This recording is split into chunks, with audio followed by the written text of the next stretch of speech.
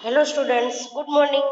All hope you all are fit and fine. I will explain you chapter number 2 Kutch की सैर जो हमने एक पेज और लेखक का इंट्रोडक्शन हमने रीड किया था और मैंने एक्सप्लेन किया था। फिर आगे हम देखते हैं कच्छ के बारे में, क्योंकि कच्छ में प्रवेश करते ही हमें रेगिस्तान के दो भाग देखने को मिलते हैं।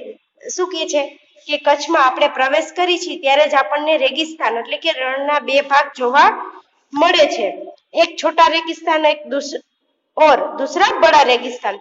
बे रेगिस्तान જોવા મળે છે, એક નાનું રેગિસ્તાન અને એક મોટું રેગિસ્તાન। इन दोनों में रेगिस्तान जैसा कोई लक्षण नहीं दिखाई देता। શું કહે છે કે ઈ બેમાં રેગિસ્તાન એટલે કે રણ જેવું કોઈ લક્ષણ છે ઈ જોવા મળતું નથી। રેત કहीं नजर नहीं आती। શું કહે છે કે રેગિસ્તાન એટલે શું છે? શું હોય છે? તો કે રણ હોય છે, બધી બાજુ રેતી હોય છે। તો કે આ કચ્છમાં છે બે રેગિસ્તાન છે, પણ એકેયમાં રેગિસ્તાન જેવું લક્ષણ છે એ જોવામાં આવતું નથી। શા માટે? તો કે રેત છે કે દેખાતી જ નથી। અંતઃ ય અનૂઠા રેગિસ્તાન છે, અંતે અને કેવું રેગિસ્તાન કે છે? અનૂઠું એટલે કે અલગ જ રેગિસ્તાન કે છે। કે તો તમે આ જોઈ શકો છો કે આયા છે ઈ શું છે? તો કે આ રેગિસ્તાનનું બધી વસ્તુઓ છે। सामखियाड़ी को हम कच्छ का प्रवेश द्वार कहते हैं। શું કહે છે કે સામખિયાળીને આપણે શું કહે છે? તો કે કચ્છનો પ્રવેશદ્વાર। તમે બધાએ સામખિયાળી જોયું જ હશે કે અહીંથી તમે માળિયા ભચાઉ જાઓ તો કે સામખિયાળી આવે છે, જ્યાં પવનચક્કીઓ મોટી મોટી પવનચક્કીઓ છે ત્યાં લગાવવામાં આવેલી હોય છે।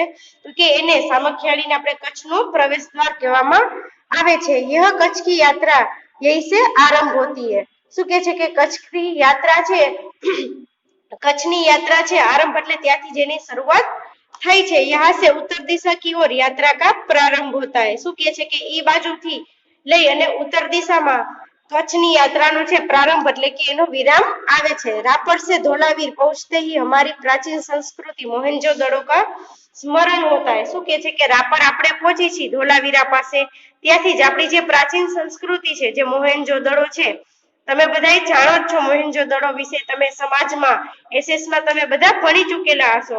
તો કે ત્યાંથી આપણે મોહેનજોદડોનું સ્મરણ એટલે કે યાદ તાજી થાય છે। यह स्थान 5000 वर्ष के अवशेषों का अंग है। શું કે છે કે આ 5000 વર્ષ પહેલાનું એના અવશેષો, તો કે લોકો જ્યારે મૃત્યુ પામતા ને એના હાડકા ને એવું બધું હતું તો કે એના અવશેષો એટલે એના હાડકાઓ, ત્યાંથી એના અવશેષોના અંગ છે, બધા अलग अलग अवशेषो એટલે કે બધા अलग अलग हाडका, हाथ पग, પછી જે સ્પાઇનલ કોડ હોય છે આપણી ઈ બધી। इस प्राचीन नगरी के दर्शन से हम चकित रह जाते हैं। શું કે છે કે આ પ્રાચીન નગરીના જે આપણે દર્શન કરી છે ત્યાંથી જ આપણે ચકિત રહી જાય છે, એટલે કે આશ્ચર્યમાં પડી જાય છે। हमें प्राचीनता में आधुनिकता के दर्शन होते हैं। આપણને પ્રાચીનતામાં અત્યારની જે આધુનિક વસ્તુઓ છે એના દર્શન થાય છે। सामखियाड़ी से पश्चिम की यात्रा करते भचाऊ नजर आता है। શું કહે છે કે સામખિયાળી થી આપણે પશ્ચિમ તરફની યાત્રા કરી છે તો આપણને ભચાઉ છે એ નજર આવે છે। જો બડા ગાંવ હે જैसे नगर, ઈ શું કે કેવું ગામ છે? તો કે બહુ મોટું ગામ છે, નગર જેવું ગામ છે। यहाँ से गांधीधाम औद्योगिक कारखानों का शहर है। ત્યાંથી ગાંધીધામ જે છે ઈ ઔદ્યોગિક કારખાનાનું મોટું શહેર છે। यहाँ सिद्धि प्रजा पाकिस्तान से आकर स्थायी हुई है। શું કે છે કે સિંધી પ્રજા છે, જે સિંધી લોકો છે ઈ પાકિસ્તાન થી આવી અને આપણા ભચાઉમાં સ્થાયી એટલે કે રહેવા लागेली છે।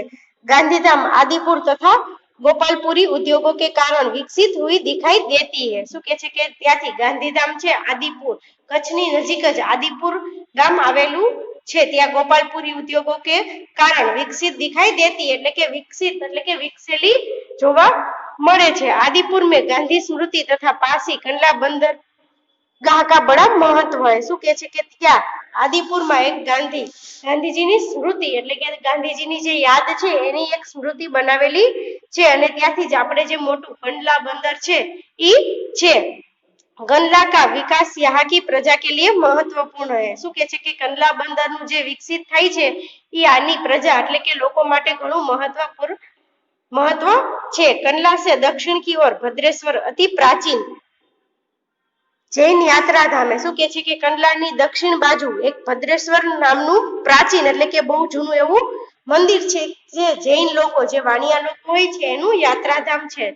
संगमरमर से बना 2500 वर्ष पुराना जिनालय भूकंप में खंडित हुआ है। શું કે છે કે કેટલા વર્ષ પૂરું?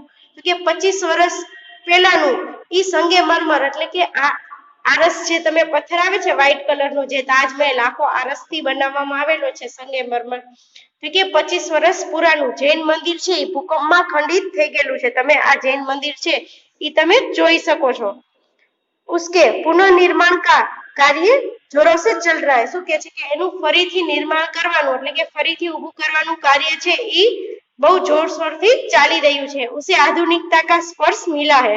શું કે છે કે હવે એને આધુનિકતાનો સ્પર્શ, ઈ કેટલાય વર્ષ જૂનું મંદિર છે તો કે હવે નવું આધુનિક મંદિર છે એને બનાવવા જઈ રહ્યું છે। મુન્દ્રા શહેર તहसील मुख्यालय भी है। શું કે છે કે મુન્દ્રા શહેરમાં તहसील છે ઈ એનું મુખ્યાલય છે। यहाँ अनेक उद्योगों के कारण विकास की दिशा खुली है। ત્યાં ઘણા બધા ઉદ્યોગોને કારણ વિકાસની જે દિશા છે ઈ ખોલવામાં આવેલી છે।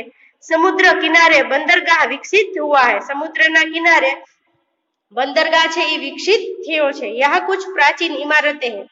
ત્યાં છે ઈ ઘણી એવી પ્રાચીન એટલે કે પુરાની इमारतें એટલે કે બિલ્ડિંગ્સ છે। समुद्र के किनारे तटीय यात्रा करते हुए हम मांडवी पहुंचते हैं।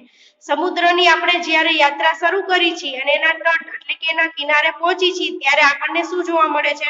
તો કે માંડવી જોવા મળે છે। માંડવી અતિ સુંદર બંદરગાહ है। માંડવી છે ઈ શું છે?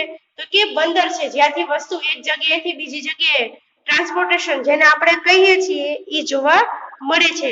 બડા પ્રાચીન નગર है। શું કે છે કે ઘણું એવું પ્રાચીન નગર છે, ત્યાં વિવિધતામાં એકતા જોવા મળે છે। તો કે અલગ અલગ વિવિધ વસ્તુઓ ત્યાં આપણને જોવા મળે છે। यह शहर राजा का महल है। માંડવી છે ઈ શહેર છે શેનો મહેલ છે? તો કે રાજાનો મહેલ છે। बड़ा प्राचीन नगर है। यह शहर राजा का महल पवन चक्कियों तथा समुद्र तट के कारण अधिक दर्शनीय बना है। શું કે છે કે ત્યાં રાજાના મોટા મોટા મહેલ, પછી મોટી મોટી એવી પવન ચક્કીઓ જે આપણને સામખિયાળી, પછી આપણે અહીંયા રફાળેશ્વર પાસે જડેશ્વર જઈએ છીએ મહાદેવના મંદિરે તો કે ત્યાં પણ પવન ચક્કીઓ મોટી મોટી જોવા મળે છે। સમુદ્ર તટ એટલે કે નદી કિનારો છે એના કારણ અધિક દર્શનીય એટલે કે જોવાલાયક સ્થળ બને છે।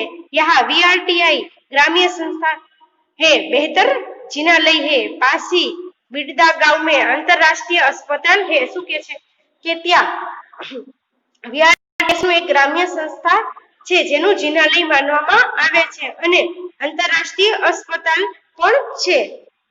मांडवी से आगे चलते डुमरा, कोठीरा, सुदरी और खजो महत्वपूर्ण गांव है। શું કે છે કે માંડવીની તમે આગળ જાઓ ત્યાંથી તમે આગળ વધો એટલે કે અલગ અલગ ગામ તમને જોવા મળે છે જેવા કે ડુમરા, કોઠીરા, સુદરી और જખો महत्वपूर्ण गांव છે।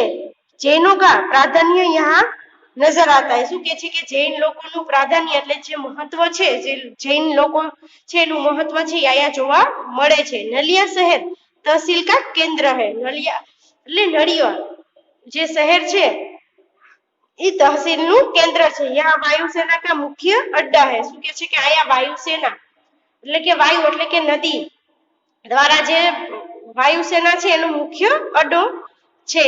Thank you students. हम आगे का चैप्टर पार्ट 3 में देखेंगे।